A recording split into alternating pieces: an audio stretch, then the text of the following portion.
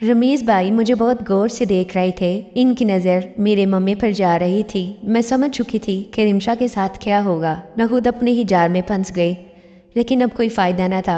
रमीज़ भाई ने मुझे मम्मी से पकड़कर एक तरफ धकेल दिया, लेकिन अब कोई फ़ायदा न था और शुरू हो गए।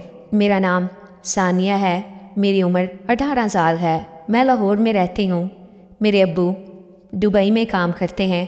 वो 8 साल पहले ही दुबई चले गए थे, क्योंकि पाकिस्तान में उनका काम सही नहीं चल रहा था। घर में मैं, अम्मी और भाई ही होते हैं। मेरे भाई का नाम रमीज़ है। मेरा एक ही भाई है और मैं इससे बहुत प्यार करती हूँ।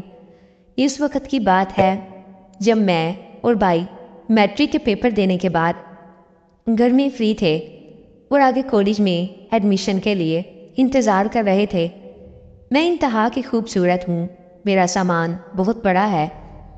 इन दिनों मेरा ज़्यादातर वक्त भाई और अम्मी के साथ ही गुजरता, लेकिन अम्मी भी अक्सर औक़ात अपने कमरे में एलसीडी लगाकर मसरूफ़ हो जाया करती थी। अब मैं और भाई एक दूसरे के काफ़ी करीब हो चुके थे।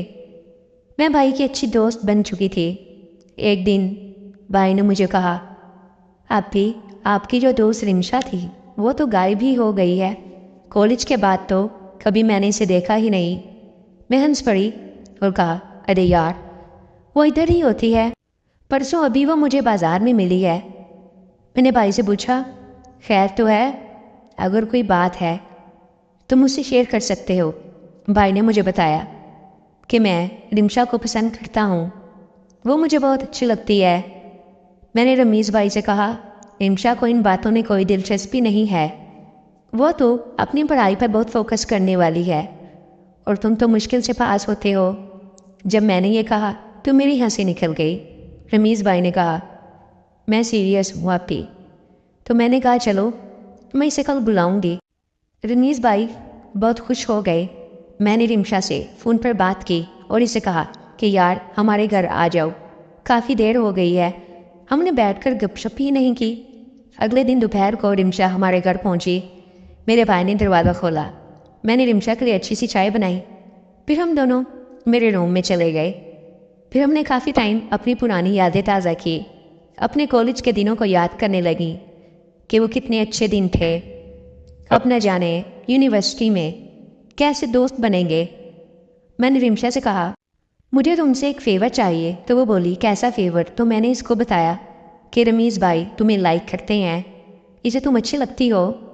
मुझसे बार बार बोल रहे थे कि रिमशा से बात करके पूछो कि इसके दिल में क्या है। रिमशा ने जवाब दिया कि यार तुम्हें पता तो है मैं ऐसी वैसी नहीं हूँ, तुमने मुझे इसलिए घर पर बुलाया है। मैंने कहा, "नहीं नहीं यार, गुस्सा मत करो, मैं तो वैसे ही पूछ रही थी।" रिमशा ने कहा, "नहीं यार, मैं जब तक अपने पाँव पर ना खड़ी हो जाऊं तब तक मुझे सिर्फ खुद पर फोकस करना है।" कुछ देर के बाद रिमशा अपने घर चली गई। जब मैंने भाई को ये बताया तो भाई का तो दिल ही टूट गया। भाई बहुत नाराज़ हुए। मैंने कहा, "इसमें मेरा क्या कसूर है?" भाई ने कहा, "कुछ नहीं आपी, कोई बात नहीं।" अगले 2 दिन तो भाई ने मुझसे काफ़ी मूड बना लिया। एक रात मैं भाई के कमरे में गई और कहा, "रमीज़ भाई, छोड़ो गुस्सा, मुझसे क्यों नाराज़ हो? मैं तो तुम्हारी दोस्त हूँ ना, दोस्तों से नाराज़गी कैसी?" ये कहकर भाई के पास बैठ गई। मैंने कहा, "आज से मैं तुम्हारी रिमशा हूँ, इसलिए मुझसे वैसा ही सलूक करो। चलो नीचे, अब अम्मी बुला रही हैं।" मैं ये कहकर चली गई, लेकिन भाई ने तो मुझे सच में समझ लिया कि मैं रिमशा ही हूँ। अगले दिन रमीज़ भाई मेरे कमरे में आ गए और बड़े खुशगवार लहजे में मेरा हाल पूछने लगे। मैंने कहा, "शुक्र है तुम ठीक हो गए हो।" तो भाई बोले, "रिमशा जी, आप बहुत खूबसूरत लग रही हो।" मैंने शुक्रिया अदा किया, लेकिन आज तो रमीज़ भाई मुझे बहुत गौर से देख रहे थे। इनकी नज़र मेरे मम्मी पर जा रही थी। मैं समझ चुकी थी कि रिमशा के साथ क्या होगा। मैं खुद अपने ही जाल में फंस गई, लेकिन अब कोई फ़ायदा न था। रमीज़ भाई ने मुझे मेरे मम्मी से पकड़कर एक तरफ धकेल दिया और शुरू हो गए। मैं ऐसी वादियों में खो चुकी थी जिनमें जाकर सुकून और बढ़ता ही चला जाता है। इस तरह मैंने काफ़ी सुकून हासिल किया। अब मुझे इसकी आदत हो चुकी थी क्योंकि मैं रिमशा बनी हुई थी।